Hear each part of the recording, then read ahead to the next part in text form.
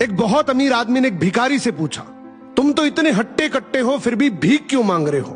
भिखारी बोला, साहब मेरे पास महीनों से कोई काम धंधा नहीं है, अगर आप मुझे नौकरी दे तो मैं भीख मांगना छोड़ दूंगा। अमीर बोला, मैं नौकरी तो नहीं दे सकता, लेकिन तुम मेरे बिजनेस पार्टनर बन सकते हो। मेरे पास एक चावल का प्लांट है, तुम चावल बाजार में सप्लाई करो और मुनाफा महीने के अंत में बांटेंगे। भिखारी ने कहा, लेकिन कैसे बांटेंगे? क्या मैं 20% लूंगा और आप 80%?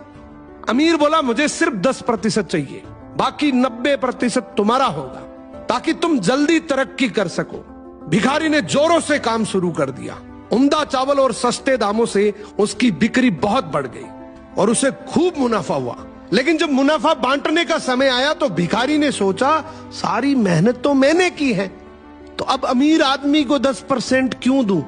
अगले दिन अमीर आदमी आया और जब हिस्सा मांगा तो भिखारी ने बहाना करते हुए कहा कि साहब मुझे तो बहुत नुकसान हुआ है, मुझे जितना मुनाफा हुआ है उतना तो कर चुकाना है, तो इस हिसाब से मुझे कोई मुनाफा नहीं हुआ, तो आप इसके हकदार नहीं हैं। अमीर आदमी ने कुछ नहीं बोला और वहां से चला गया। भिखारी बड़ा खुश हुआ, सोचा सारा प्रॉफिट मेरा हो गया।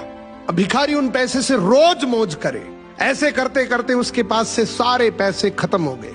अब पैसे भी नहीं है और काम धंधा भी नहीं है, तो मजबूरन उसको फिर से भीख मांगना शुरू करना पड़ा। एक दिन वो अमीर आदमी उसके पास से गुजरा और उसको देखा, क्या ये तो फिर से भीख मांगने लग गया।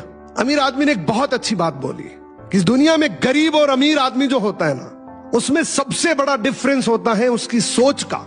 एक रिच माइंडसेट हमेशा ये सोचता है कि मुझे भी प्रॉफिट हो जाए और मेरे साथ जो काम कर रहे हैं उनको भी प्रॉफिट हो जाए, लेकिन एक पुअर माइंडसेट हमेशा ये सोचता है कि जो भी प्रॉफिट हो सिर्फ मुझे ही हो।